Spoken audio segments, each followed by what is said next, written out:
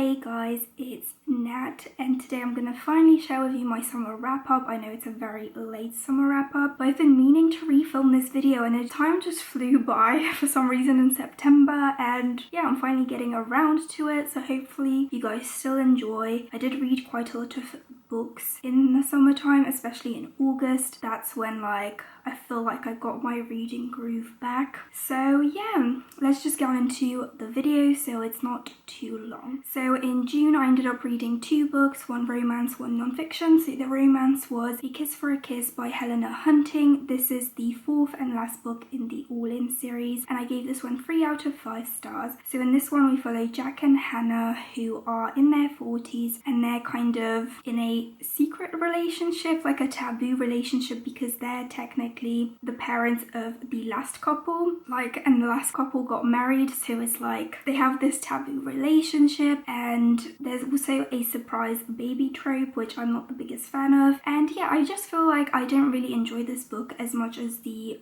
rest of the books in the series, just because the characters are in their 40s and I just prefer reading about characters in their 20s, 30s. I don't really like secret hidden relationships, like trying to hide it. And also I feel like Hannah and Jake, even though they did have the chemistry, I feel like personally it would have fizzled out had there not been a surprise baby. So yeah, I wasn't the biggest fan. I know a lot of people like this book, but for me it was just very mellow, not very interesting, and yeah, that's why I gave it 3 out of 5 stars. So the non-fiction book that I read in June was The Book You Wish Your Parents Had Read and Your Children Will Be Glad That You Had by Philippa Perry, which I gave 4 out of 5 stars. This non-fiction book basically looks at relationships between children and parents, and how your relationship with your parents can impact your relationships with other people in your life in the future. It looks at attachment styles that you develop as a child because of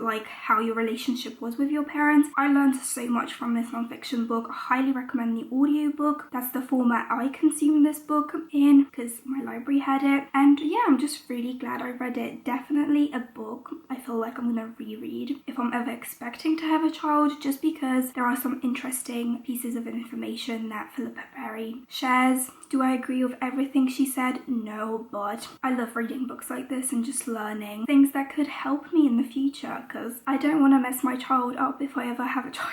But yeah, definitely recommend that non-fiction book. So now on to July. In July I only read 1 book just because I was quite busy and I was just doing other things, but the book I did read in July was actually the first book I've picked up physically in a long time, and I feel like this book came to me at the perfect time. So it is Why Has Nobody Told Me This Before by Dr. Julie Smith. So this is a book filled with tools for ups and downs in your life. It deals with depression, anxiety, stress, how to lead a meaningful life. And why I say this book came to me at the perfect time is because I was in Tesco. I love the book section in Tesco because that's where I do my grocery shops, and I saw this book, and then I saw that Waterstones had this hardback for half the price. So I went into Waterstones, picked it up, and yeah, at the time that I saw this book and it was on sale, I was dealing with some very low points in my life. So that's why I say this really helped me get out of it.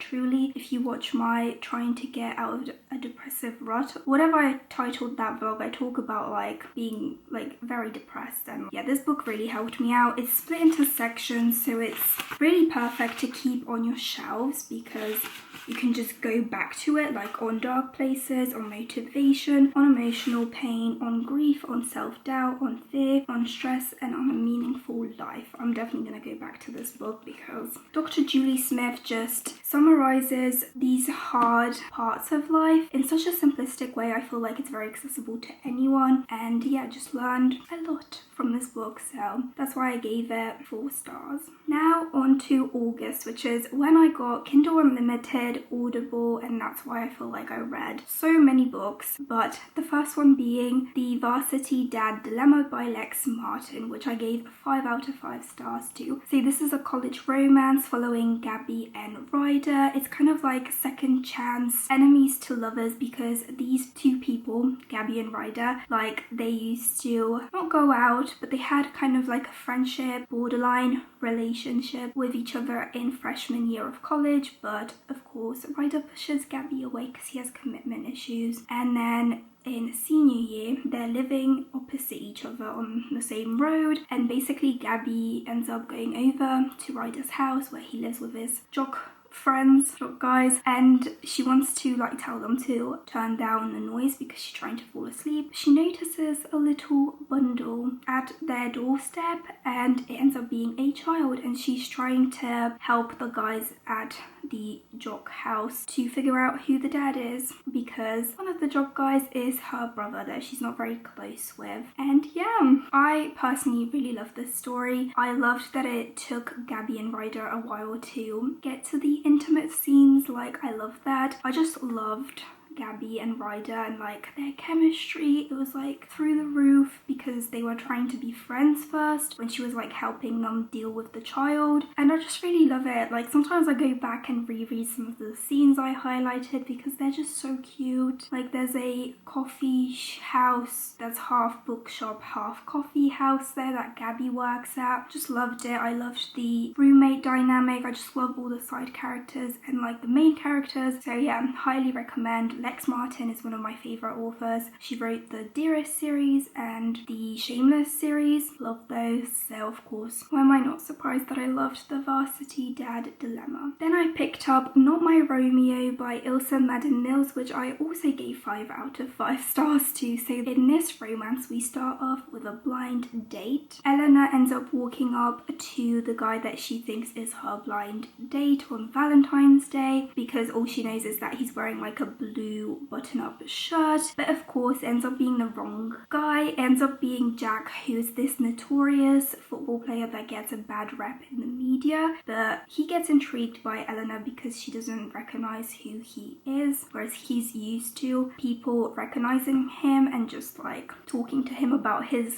football career. So yeah, in this one we actually end up getting to the intimate scenes very early on in the book, but I actually didn't mind that because Jack is actually one of those heroes that's supposed to be unlikable a little bit, but then when you find out more about him, you just fall in love, because this guy watches K-dramas and listens or sings along to pop songs, and like this is the first time ever I heard like K-dramas being mentioned, and it's not like the center plot of the book, if you know what I mean. I just love that. Like, how could I not fall in love with a hero that watches K-dramas? Like, just loved it. Ilsa Madden Mills is like a hit or miss author for me, and I'm glad this was a hit. Then I picked up Tight Ends and Tiaras by Lex Martin, which is like a follow-up book in the same universe as The Varsity Dad Dilemma. This one I gave 5 out of 5 stars to. It's kind of a fake dating friends to lovers romance between Sienna, who was Gabby's roommate in The Varsity Dad Dilemma, and Ben, her brother. So I kind of had a love-hate relationship with Ben in the first book because we didn't really see a lot of him, like we couldn't get in his head, whereas in this one I actually fell in love with him and Sienna. Absolutely loved. This is another kind of surprise child story, which I said I don't like, but in this one it was just done so well because I just loved it, like seeing these college guys being dads and then like these girls who are romantic interests like helping them out. There was some really like crazy drama going on with this one with Ben's ex, but like I actually quite liked it. It added some like flair and drama and just made them fake date, which I'm a hoe for fake dating tropes, so truly really loved this one. Chemistry through the roof, so I'm very excited to pick up I think the third book, which is Ollie and Magnolia's story. And then in Tight Ends and Tiaras we did see them interact acting, and that's going to be Enemies to Lovers, and it's going to be so sassy and I just can't wait. I think it's coming out next year. Sign me up, I'm waiting for the book to be released. Then I picked up Not My Match by Ilsa Madden Mills, which I gave 3 out of 5 stars to. So in this one, it's kind of like a follow-up to Not My Romeo, but we follow Giselle and Devon's story. I actually really loved Devon in the first book, but Giselle I hated. We all know why, I think, if you read Not My Romeo. She is Eleanor's younger sister, and I'm not gonna say any more. Just read Not My Romeo, you will know why we don't like her. And I still didn't like her in this book, which is problematic because we follow her point of view, and if you don't like her point of view, how are you gonna enjoy the book? But to me, what irked me a lot is I felt like Devon deserved a better love story. I feel like in this one he was just kind of slightly obsessed with Giselle because he found out she was a virgin, like a 24-year-old virgin. Giselle got on my nerves because in the first book, Eleanor and everyone else says, oh my god, Eleanor's sister Giselle is like this hot, smart, blonde 24-year-old woman that everyone just like turns to look at. But in this one, like when we're in Giselle's head, she's like, oh my god, no one likes me, I'm not pretty enough, blah blah blah. I hate that. I don't like those types of female heroines. Like, I just don't need that, okay? If everyone else thinks she's stunning, why is she so low about her looks? Like, no. So yeah, this one was quite a big disappointment for me. That's why I gave it 3 out of 5 stars. Like, when you're kind of skim reading some parts, you know, it's not gonna be your favorite book. So 3 out of 5 stars from me. Then I picked up Dear Ava by Ilsa Madden Mills, which I gave a 4 out of 5 stars to. So this one is actually set in high school. It kind of follows an enemies to lovers trope and also a secret admirer. So we have Knox, who is one of like the top guys at this like prestigious high school that Camden, I think it's called, or something, prep school. And then we also have Ava, who ends up experiencing something very horrible at a party. So she takes off like a year of school. She comes back senior year of high school to show all these guys and like mean people that she is strong enough to like get through senior year. And then of course she receives a letter from a secret admirer that tells her like he missed her when she wasn't there. And yeah, it's basically about her trying to figure out who the secret admirer is, which we know pretty straight on in the story who it is. And then we also are trying to figure out with Ava who did the horrible thing that happened to her at the party. I really enjoyed this story because from the moment we met Ava and Knox, like we knew this wasn't like a bully romance, like that kind of thing. It was like him being sassy, her being sassy, but under the layer we knew that they kept crashing because of the intense chemistry that they had. I don't know, I just really enjoyed this one. I liked how the story went, like I loved the plot, loved how it all ended in the end. So yeah, 4 out of 5 stars from me. Then I picked up a book I thought I was never gonna pick up because of the hype, but I finally gave in because I think I paid like 99p for the ebook, and it is The Pride Test by Helen Huang. I gave this one 4 out of 5 stars, but I feel like if I reread it, I might actually bump it up to 5 stars because I was blown away and I was very impressed. It's quite different from what I usually read. Like this is kind of like a, not marriage of convenience, but like a forced marriage, because we follow Kai, who kind of processes emotions like love and grief differently because of his autism, and that's why he doesn't want to get into relationships because he thinks that he can't love properly. But his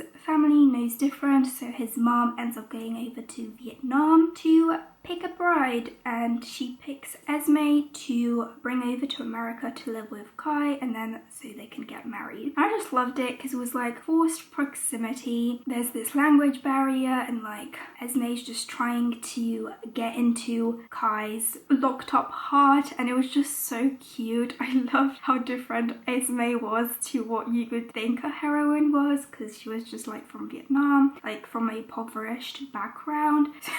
I still remember how much fun I had reading this book because it just made me laugh out loud. Esme and Kai, oh my god, chemistry it kept growing and growing and growing, and I was just like, when it exploded and then we had some action, I was just like, wow. So I highly recommend you pick up The Bride Test by Helen Huang, because it might actually surprise you like it surprised me. I feel like I've been picking up romances that I thought initially I'm gonna avoid because they won't be for me, but then when I read them, I'm like, thank God I gave it a chance because it's so good. And then after I read The Bride Test straight away, because it was also 99p, don't know what Kindle was doing, because these books I should have paid like more for because they were so good, but I picked up the Kiss Quotient by Helen Huang, which is actually the first book, and The Bride Test was the second book. But yeah, we follow Stella, who is a career-driven woman, so she hasn't had time to like try a relationship, but she ends up hiring a male escort, Michael, who is Kai's cousin, I believe, or brother. I can't remember. I think he's a brother. But yeah, she hires him to be her pretend boyfriend and teach her how to be in a relationship, and yeah, and how to also be intimate in a relationship. And of course, the feelings grow. We have like some crashes of personality and like differences in life, but I really loved it. I gave it 4 out of 5 stars. It was adorable. Loved Michael and his whole reasoning as to why he became a male escort, and just like Stella was a great heroine as well to read from, so can't complain. I really loved it. Then I picked up a nonfiction book, which is like a memoir by a celebrity, which I haven't read in a while, like this type of book, but it was I'm Glad My Mom Died by Jeanette McCurdy, which I gave a 5 out of 5 stars to. An amazing audiobook. Please pick it up because Jeanette McCurdy narrates it herself. She basically tells us her life story, how she became a child actress. She was basically forced into it by her mum, and like she explains through her voice, like as a child, the abuse, like different types of abuse she experienced because of her mum, which is why the book is titled I'm Glad My Mom Died. Like she finally became free of her mum. I'm not gonna say too much about this book because I feel like you should go into it knowing that it deals with heavy topics. Definitely look at the trigger warnings. I'll probably put them down below if I can find them, but I highly recommend. I love Jeanette McCurdy. Like I grew up with iCarly, so I actually didn't know what she was going through. She is one of my favorite actresses. I loved her on iCarly, but I feel like I love her even more as a writer, so hopefully she writes more. So good.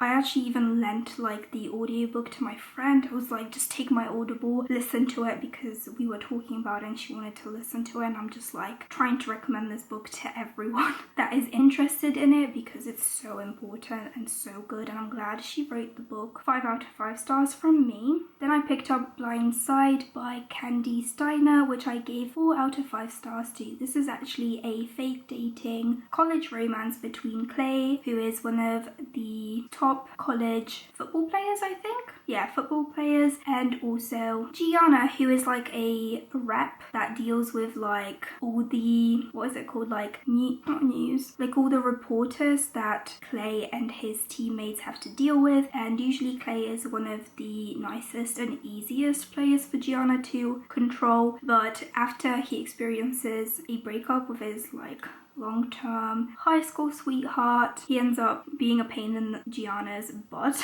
So they end up fake dating because she is trying to get the attention of like this musician that she listens to that also goes to the same college, and then Clay's trying to get back his girl because he thinks she just needs some competition. And of course they fall in love, and I actually really loved Gianna and Clay. Thought Clay was a sweetheart, but yeah, I just really enjoyed this story. Like Gianna is a huge romance reader, and I loved how that came into play with like her and Clay's relationship. If you read the book, you know what I mean. I just really enjoyed this one, and I'm glad because Candy Steiner is like a hit and miss for me. Usually her books are like less than 4 stars from me, but this one, thumbs up. I really enjoyed it. So then the next book I picked up was Call Me Crazy by Melanie Harlow, which I gave 3 out of 5 stars to. This is a enemies to lovers marriage of convenience between Enzo and Bianca. Like they have known each other for a very long time because their families are very close. I believe their moms are best friends. And then yeah, because Enzo wants to inherit his